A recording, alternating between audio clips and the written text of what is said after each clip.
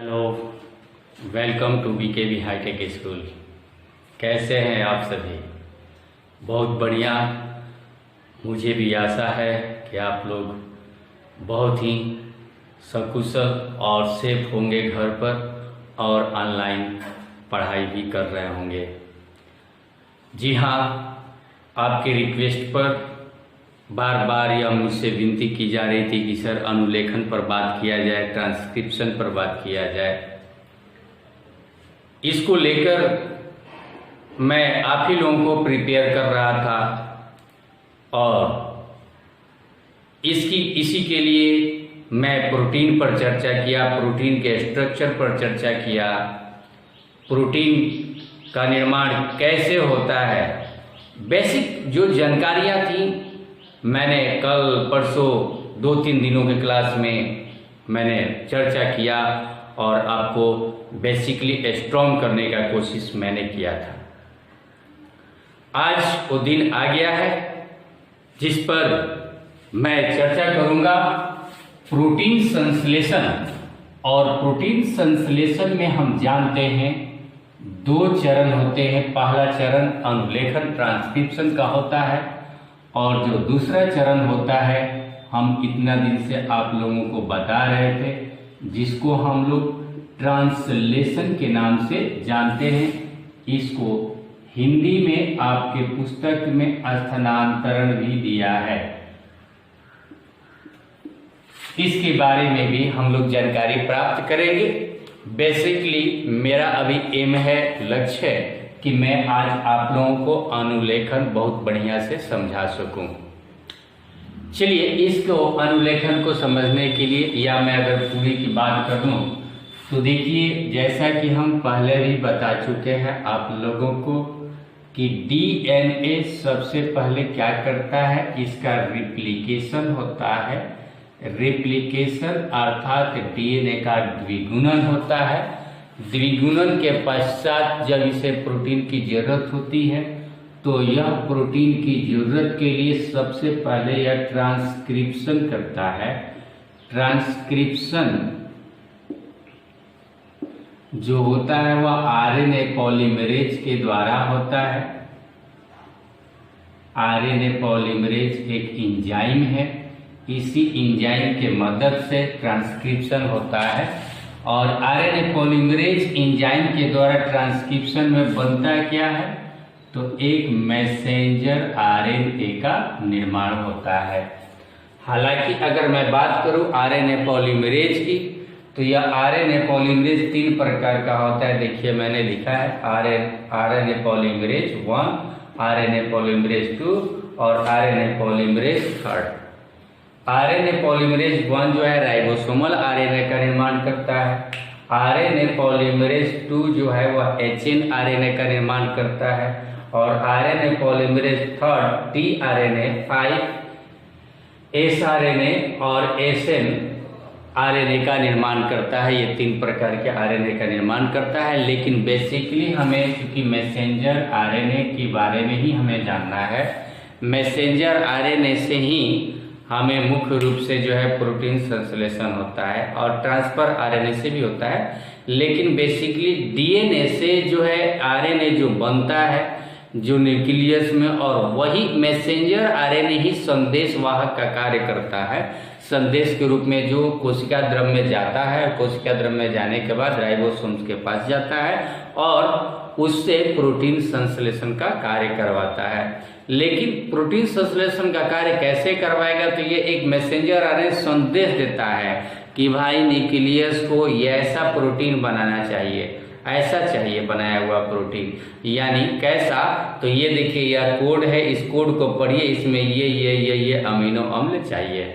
कौन सा अमीनो अम्ल कैसे यह काम करता है मैंने आपको कल अनुवांशिक कूट में समझा दिया था। इसीलिए कि 3 नाइट्रोजनी क्षार का एक कोडोन होता है, कोडोन, जिसमें कि जो है 64 कोडोन होते हैं, जिसमें कि 61 वर्किंग होते हैं और 3rd जो है वो नॉन वर्किंग होते हैं।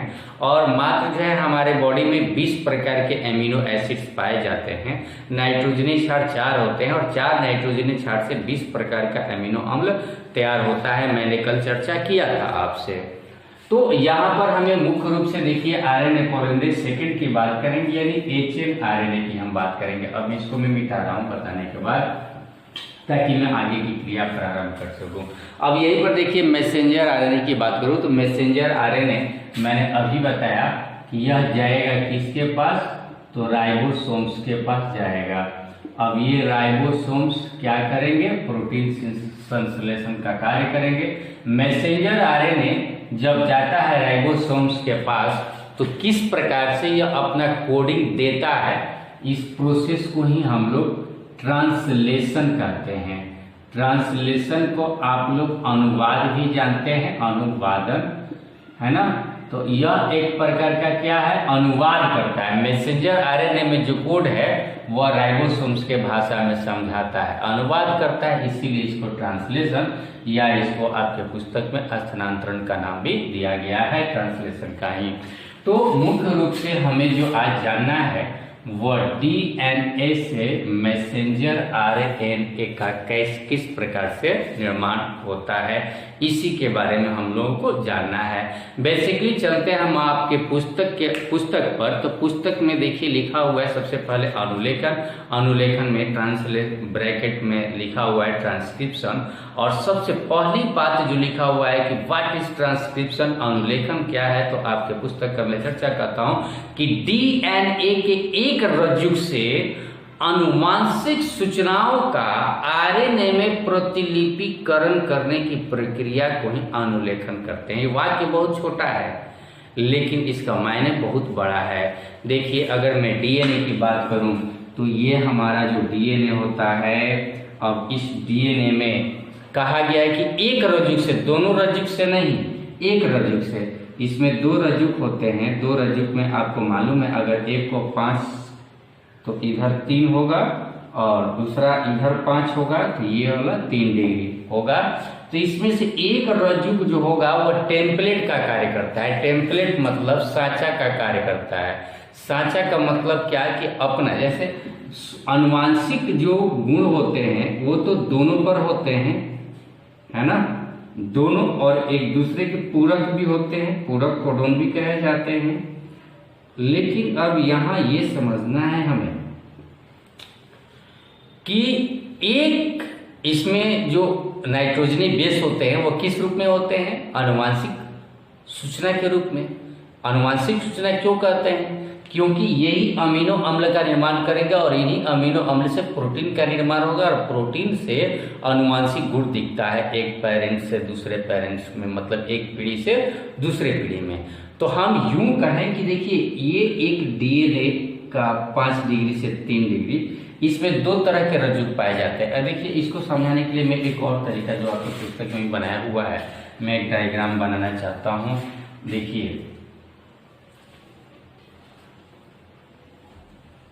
इस प्रकार का एक डायग्राम आपके पुस्तक में बना हुआ मिलेगा।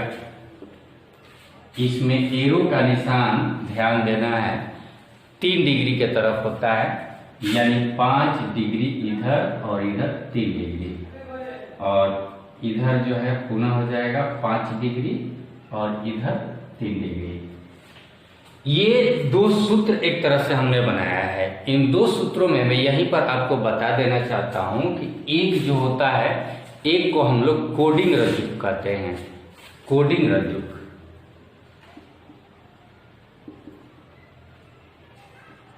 रज्जु का मतलब होता है सूत्र, या आप इसको एक धागा कहिए या रज्जु कहिए, बात बराबर हुआ। इसी को हम लोग जो है कूट लेखन रज्जु भी कहते हैं।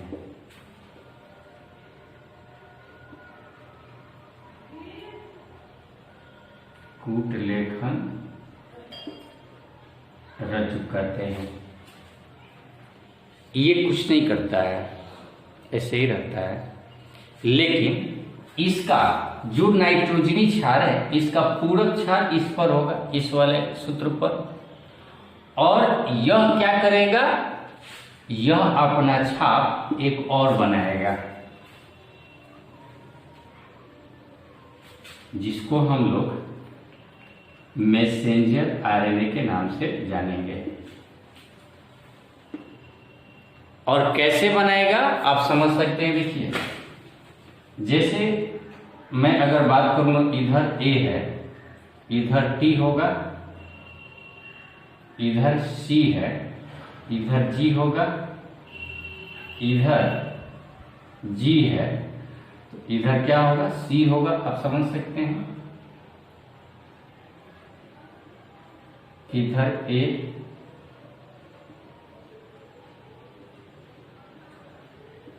T, G, C। मैं ये अपने से बना रहा हूं, इससे चिंता करने की बात नहीं है। ये A है तो यहाँ पर क्या होगा, T होगा, यहाँ पर A होगा, इधर भी T होगा, फिर इधर T होगा, A है तो इधर T होगा, इधर G है तो इधर C हो जाएगा, इधर C है तो इधर हो जाएगा G।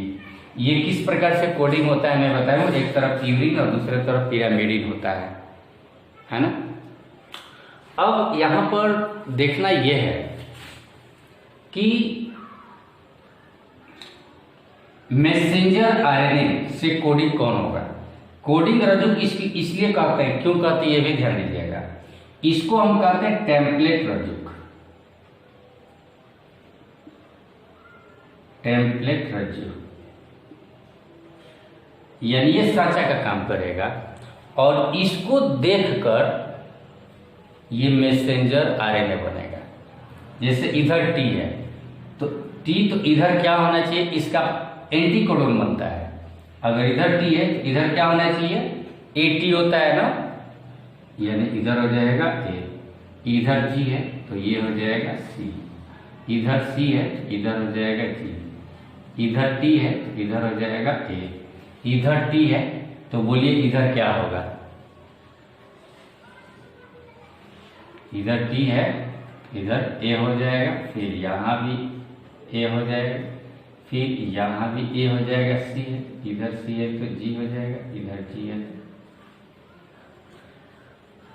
एक मैंने कहा नहीं। यहाँ देखिए अगर बाई में टी के जगह पर मैं एक कर देता हूँ, नहीं किया हूँ, तो बोलिए यहाँ पर क्या होगा, तो एक टी होता है ना थाइमिन, लेकिन याद रखिए कि मैसेंजर आरएनए बन रहा है तो यहाँ थाइमिन की जगह पर यूरेसिल होगा। इस प्रकार से ये मैसेंजर आरएनए कहलाता है। तो ये टेम्पलेट रज्जु कहलाया, है ना। अब एक और चीज यहाँ जानना है कि ये टेम्पलेट रज्जु, एक जो है कोडिंग रज्जु के रूप में काम करेगा और दूसरा टेम्पलेट रज्जु के रूप में काम करेगा।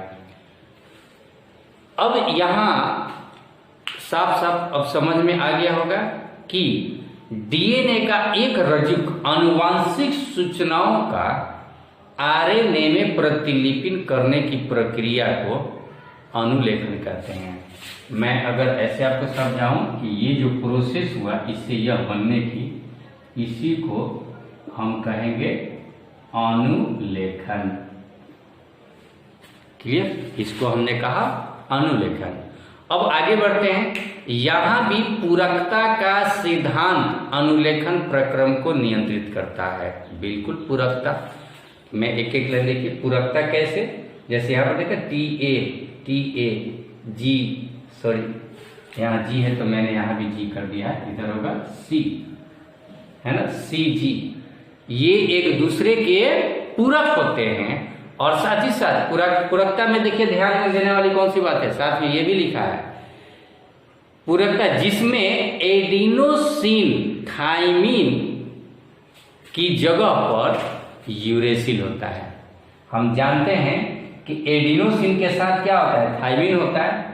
तो यहां पर अगर थाइमिन होगा तो यहां एडिनोसिन होगा, लेकिन एडिनोसिन के साथ यहां मैसेंजर आरएनए में थाइमिन नहीं होगा, यूरेसिल होगा।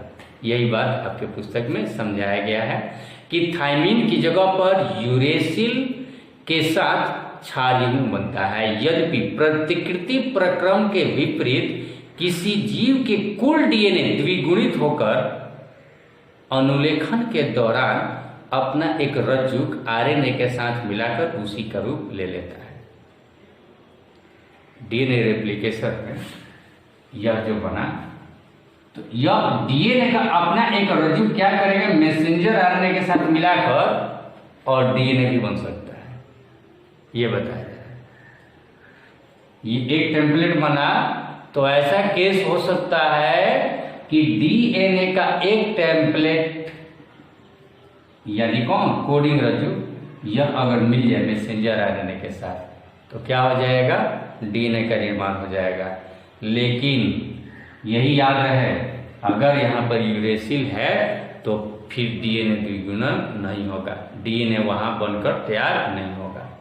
अनुलेखन के दौरान अपना एक रज्जुक आरएनए के साथ मिलाकर उसी का रूप ले लेता है, लेकिन कब, जब यूरेसिल नहीं होगा तब थाइमिन होगा। डीएनए जब बनेगा तो थाइमिन होना आवश्यक है।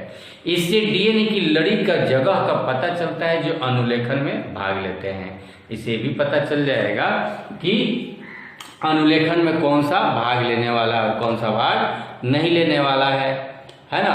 अनुलेखन के दौरान दोनों रज्जुकों की प्रतिलिपिकरण क्यों नहीं होती, ये बहुत बड़ा प्रश्न है कि अनुलेखन के दौरान ये दोनों रज्जुकों की प्रतिलिपिकरण ये क्यों नहीं होती है।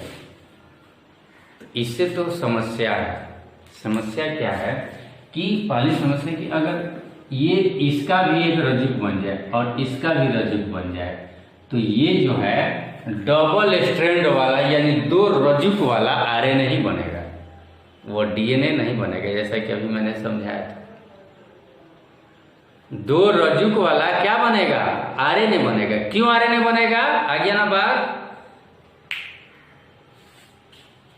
क्यों बनेगा, क्योंकि इसमें यूरेसिल है, थाइमिन नहीं है। और द्विरज्जुक अगर बन जाए इसका भी, इसका एंटीकोडन बन सकता है ना।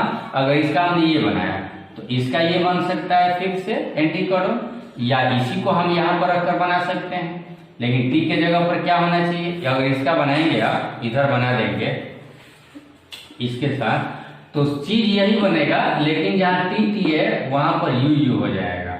और फिर इसको हम चाहें तो इस पर बैठा सकते हैं, लेकिन इस पर बैठाएंगे तो ये अगर कोडन बनेगा, मान लीजिए कि हमने यहाँ पर मैं बना दिया, चलिए इसका भी, नहीं तो ए है तो यहाँ टी होना चाहिए तो यू हो जाएगा, यहाँ सी है तो जी हो जाएगा, यहाँ जी है तो सी हो जाएगा, यहाँ ए है तो यू हो जाएगा, यहाँ ए है तो यहाँ भी यू हो गया, यहाँ भी यू हो गया, यहाँ टी है तो यहाँ ए होगा, यहाँ जी है तो सी होगा, यहाँ सी होगा तो जी होगा।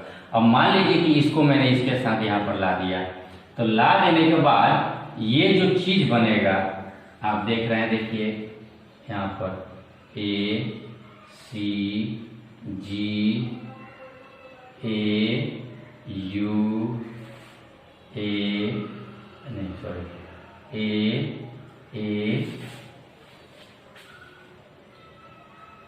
यहाँ पर U G C. Messenger RNA हमने यहाँ पर ला दिया, देखिए ए सी जी ए, ये तो यू इसमें था तो यहाँ भी ए होना चाहिए, इससे गड़बड़ हुआ, ए टी टी ए, यहाँ ए है, ए से यू बना, यू से ए ठीक है, यहाँ ए है तो टी होना चाहिए तो यू बना है। अब इधर ओहो यहीं पर हमने गलती किया है ना, इधर ए है इधर टी कीजिए फिर तब ना ये होगा ए टी, अगर टी है तो इधर ए होना चाहिए ए, तो अब यहाँ पर जो बनेगा वह यू हो गया। अब ए यू सी जी जी सी, अब ठीक है, यहाँ पर जी है और यहाँ पर जी सी है तो जी बना, और यहाँ पर हमने गलती कर दिया है। तो अब देखिए ये हमने यहाँ पर जो बना था वो यहाँ पर ला दिया है और इसका हमने मतलब दोनों टेम्पलेट से हमने मैसेंजर आरएनए बनाना चाहा। तो ये अगर 2 सूत्र बन गए तो क्या ये दोनों सूत्र वाले क्या कहलाएंगे? ये डीएनए कहलाएंगे? ये डीएनए नहीं कहलाएंगे। क्या बनेंगे? ये जो बनेगा वह डबल स्ट्रैंडेड द्विरज्जुक आरएनए ही बनेगा। और द्विरज्जुक आरएनए निकल कर, हम जानते हैं कि ये देखिए ये केंद्रक है और केंद्रक के जो छिद्र होता है, यहाँ पर अगर द्विरज्जुक डीएनए आरएनए बन गया तो इससे निकल कर बाहर जो है राइबोसोम्स के पास नहीं जाएगा और प्रोटीन का संश्लेषण नहीं होगा। यही कारण है कि डीएनए के, ये हो गया डीएनए है ना, और ये हो गया आरएनए। तो डीएनए से दोनों रज्जुकों का आरएनए में परिवर्तन नहीं होता है, यही कारण है। ठीक है, तो यही इसी बात को आपके पुस्तक में देखिए समझाया हुआ है कि इसका साधारण सा होता है। प्रथम, दोनों रज्जुक टेम्पलेट के रूप में कार्य करते हैं तो उनसे विभिन्न अनुक्रम वाले आरएनए अणुओं का अनुलेखन होता है। विभिन्न अनुक्रम वाले आरएनए अणुओं का ही अनुलेखन होता है, डीएनए का निर्माण नहीं होता है ना। यदि प्रोटीन का कूट लेखन करते हैं तो प्रोटीन में मिलने वाले अमीनो अम्ल का क्रम भी क्या हो जाएगा? भिन्न हो जाएगा। इसका कुछ और अमीनो अम्ल का भिन्न होगा, इसका कुछ अब यूजीसी से जो अमीनो अम्ल बनेगा वह एसीजी से नहीं बनेगा। इसका प्रोटीन अमीनो अम्ल बनेगा अलग, इसका अमीनो अम्ल बनेगा अलग। तो इस प्रकार से जब प्रोटीन में मिलने वाले अमीनो अम्ल का कूटलेखन करता है तो अनुवांशिक सूचना हस्तांतरण द्वारा जटिलता उत्पन्न हो जाती है कि कौन सा प्रोटीन अब कार्य करे। 2 प्रकार का प्रोटीन बन जाएगा, इससे अलग बनेगा, इससे अलग बनेगा, और इस प्रकार से और भी लक्षण जो प्रतीत होने वाला होता है वो क्या हो जाएगा? जटिल हो जाएगा। लेकिन ऐसा चीज नहीं पाया जाता है एनिमल्स में। और दूसरी बात इसमें जो लिखा है कि साथ साथ 2 आरएनए अणुओं को एक दूसरे के साथ पूरक होते हैं, इनके विपरीत अगर द्विरज्जुक आरएनए का निर्माण होगा। ये जो हमने बनाया अभी द्विरज्जुक आरएनए का निर्माण हुआ, इससे आरएनए के प्रोटीन में अनुलेखन नहीं हो पाता है और अनुलेखन का प्रयास जो है यह व्यर्थ जाता है। तो ये समझ में आ गया। अब चलिए हम बात करते हैं 6.51 की अनुलेखन इकाई की बात करते हैं। तो अनुलेखन इकाई में अब ये हम इसको मिटा रहे हैं। देखिए अनुलेखन इकाई में क्या होता है, कोडिंग रज्जुक, कूटलेखन रज्जुक, टेम्पलेट रज्जुक आपके चित्र में भी दिया हुआ है, इसको हम लोग समझेंगे। इसमें 3 चीजें होती हैं, यहाँ समझना है। एक उनायक जिसको प्रोमोटर कहते हैं, दूसरा चीज होता है संरचनात्मक जीन जिसको स्ट्रक्चरल जीन कहते हैं, और तीसरा जो होता है वो समापक होता है जिसको टर्मिनेटर कहते हैं। इस बात को यहाँ पर हमें समझना है। तो देखिए क्या होता है यहाँ पर कि ये भाग जो कोडिंग रज्जु का 5 डिग्री वाला भाग होता है या टेम्पलेट रज्जु का 3 डिग्री वाला भाग, हम दोनों एक दूसरे के प्रति समानांतर होता है, तो इसे समझ सकते हैं। यहाँ अक्सर जो भाग मिलता है, इसको नीले रंग से अगर मैं दिखाता तो अच्छा होता। देखिए ये जो भाग होता है, इस एरिया को हम लोग जो है उन्नायक स्थल कहते हैं। उन्नायक को हम लोग क्या कहते हैं? प्रोमोटर। प्रोमोटर का मतलब समझ सकते हैं, यहीं से मैसेंजर आरएनए का निर्माण प्रारंभ होगा, यानी ट्रांसक्रिप्शन स्टार्ट होगा यहीं से, है ना। अनुलेखन का कार्य जिस स्थान से प्रारंभ होता है उसको हम लोग उन्नायक कहते हैं। देखिए लिखा भी होगा आपके बुक में, अनुलेखन इकाई के संरचनात्मक जीन डीएनए के द्विरज्जुक का ही भाग है। चूंकि रज्जुक विपरीत ध्रुवत्र के होते हैं और इसलिए डीएनए निर्भर आरएनए पॉलीमरेज बहुलकन केवल एक दिशा में 5 से 3 डिग्री, 5 से 3 डिग्री, कौन 5 से 3 डिग्री? ये 5 से 3 डिग्री की तरफ होता है ना अनुलेखन की क्रिया। रज्जुक जिसमें ध्रुवत्व 3 से 5 डिग्री होती है, 3 से 5 डिग्री यानी इसके 3 से 5 डिग्री होती है, क्योर है, वह टेम्पलेट के रूप में कार्य करते हैं, इसलिए इसे टेम्पलेट रज्जुक कहा जाता है। 3 से 5 डिग्री के रूप में कार्य करता है, यानी देखिए ये यहाँ तो लिखा हूँ 5 से 3 डिग्री, लेकिन जो टेम्पलेट का जो निर्माण होगा, सॉरी ये टेम्पलेट के रूप में काम करेगा, जो मैसेंजर आरएनए का निर्माण होगा वह कैसे बनाएगा? तो 5 से 3 डिग्री की तरफ, यहाँ 5 और यहाँ आप समझ सकते हैं 3, और ये चूंकि प्रति समानांतर होता है एक दूसरे के, इसलिए यहाँ 3 डिग्री है, यहाँ से स्टार्ट होगा और ये 5 डिग्री से 3 डिग्री की तरफ क्या निर्माण होगा? मैसेंजर आरएनए का निर्माण होगा। 3 से 5 वाला जो टेम्पलेट रज्जु पे कार्य करेगा, जो 5 से 3 डिग्री मैसेंजर आरएनए का निर्माण करेगा। वही बताया, देखिए दूसरी लड़ी जिसमें ध्रुवत्व 5 से 3 डिग्री, वह अनुलेखन आरएनए जैसा होता है। थाइमिन के अलावा इस जगह पर क्या होता है, सिर्फ थाइमिन के जगह पर यूरेसिल होता है। अनुलेखन के दौरान हस्तांतरित हो जाए वह रज्जु कूट लेखन कहलाता है। अभी मैंने स्ट्रक्चर बनाया था, याद कीजिए कि कोडिंग रज्जु या कूट लेखन रज्जु किसे कहते हैं। तो ये जो मैसेंजर आरएनए पर जो कोडिंग होती है, हूबहू यह कोडिंग रज्जु की तरह कार्य करता है, उसी की तरह होता है कूट लेखन रज्जु का आकार। वही बात देखिए, फिर से एक बार मैं पढ़ रहा हूँ, ध्यान दीजिएगा कि दूसरी लड़ी जिसमें ध्रुवत्व 5 से 3 डिग्री की तरफ होता है, जिसमें ध्रुवत्व 5 से 3 डिग्री के तरफ होता है, अनुलेखन आरएनए जैसा होता है। इसमें अनुलेखन कैसा होगा, आरएनए जैसा। आरएनए जैसे ये है ना, अनुलेखन आरएनए के जैसा होता है ना। थाइमिन के अलावा उस जगह पर क्या होता है, यूरेसिल। यहाँ जो होगा, यहाँ पर क्या होगा, यहाँ थाइमिन होगा और इसमें क्या होगा, मैसेंजर आरएनए जो बनेगा उसमें यूरेसिल होगा। वह क्या कहलाता है, यह रज्जु कूट लेखन रज्जु कहलाता है। सभी उपयुक्त बिंदु जो अनुलेखन के भाग हैं कूट लेखन रज्जु से ही बनते हैं। टोटल जितने भी मैसेंजर आरएनए की हम बात करेंगे, जितने भी यहाँ पर बनाए थे, वो सब अगर देखेंगे हम, तब कूट लेखन रज्जु का ही भाग होता है। बशर्ते इसमें जो दूसरा जो स्ट्रैंड होता है, रज्जु होता है, वह इसका पूरक होता है ना। इन बिंदुओं की व्याख्या के लिए अनुलेखन इकाई के परिकल्पित अनुक्रम को नीचे जैसे दर्शाया गया है। ATGC ऐसे करके दिया हुआ है और मैंने भी यहाँ पर समझाया था कि किस प्रकार से बनेगा, आप समझ सकते हैं। जैसे यहाँ पर मैंने बनाया है उस तरह का प्रयास आप भी करेंगे। जैसे नीचे दे ए, तो ए की जगह पर देखिए जब उसका मैसेंजर आरएनए बनेगा तो अपने पुस्तक में देखिए कि ए के नीचे जो है दूसरा जब टेम्पलेट रज्जु और कूट लेखन रज्जु, ये टेम्पलेट रज्जु और ये कूट लेखन रज्जु की अगर बात करेंगे तो आप समझ सकते हैं कि कहाँ पर क्या होगा, है ना। जैसे ए है तो टी, टी है तो ए, जी है तो सी, सी के सामने जी, ए के सामने टी।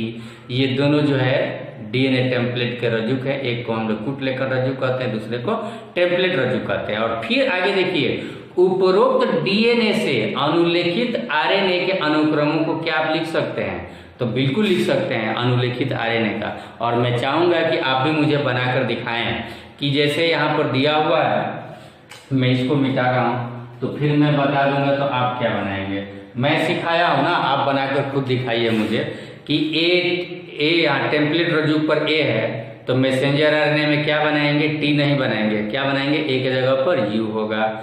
मैं यहाँ टेम्पलेट रज्जु पर टी है तो आप उसमें क्या बनाएंगे, टी के जगह पर तो ए होगा।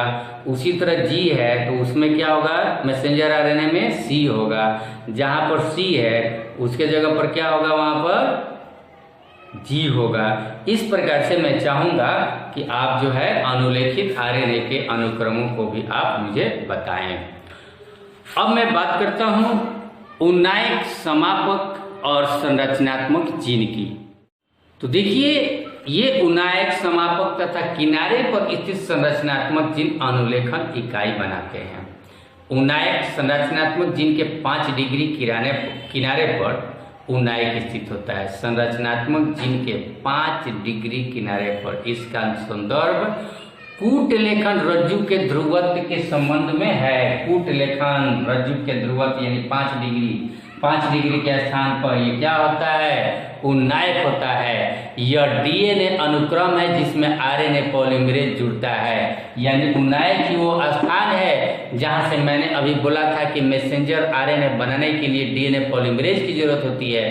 तो डीएनए पॉलीमरेज जो एंजाइम है इसी उन्नायक स्थान से जुड़ेगा जहां से मैसेंजर आरएनए बनना प्रारंभ होगा, यानी जहां से ट्रांसक्रिप्शन प्रारंभ होगा। जो प्रारंभ होगा तो मैं बताऊंगा भी कैसे प्रारंभ हुआ। उसके लिए चित्र, अनुलेखन इकाई और जीन में जब हम पढ़ेंगे तो इसमें पढ़ेंगे, हम लोग बताएंगे। लेकिन यहाँ से स्टार्ट रखिए कि अनुलेखन जो स्टार्ट होगा वो कहाँ से होगा, उन्नायक यानी प्रोमोटर की जगह पर से स्टार्ट होगा, है ना। यहीं पर डीएनए पॉलीमरेज आकर जुड़ेगा। क्लियर। अब दूसरी बात में यहाँ पर देखिए एक और चीज लिखा हुआ है, और अनुलेखन इकाई में स्थित उन्नायक टेम्पलेट व कूट लेखन रज्जु का निर्धारण करता है। यहाँ पर पता चले कूट लेखन रज्जु जो है वह उन्नायक स्थान कहाँ होगा यही निर्धारित करेगा। समापक जहाँ जुड़ेगा वहीं समझ लें कूट लेखन रज्जु का वह 5 डिग्री होगा, है ना। तो वो टेम्पलेट निर्धारित करेगा कि कौन उन्नायक टेम्पलेट है और कौन कूट लेखन टेम्पलेट है, यही निर्धारित कर देता है।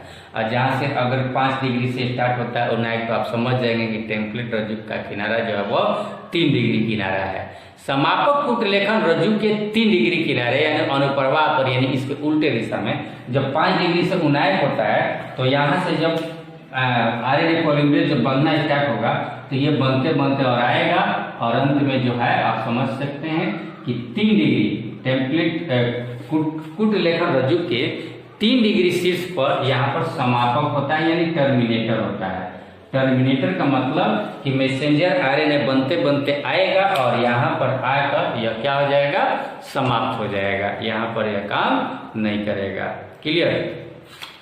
तो यहाँ समाप्त हो जाएगा, यहाँ से जब यहाँ आएगा उसी दौरान जो है क्या बन जाएगा, मैसेंजर आरएनए बन जाएगा।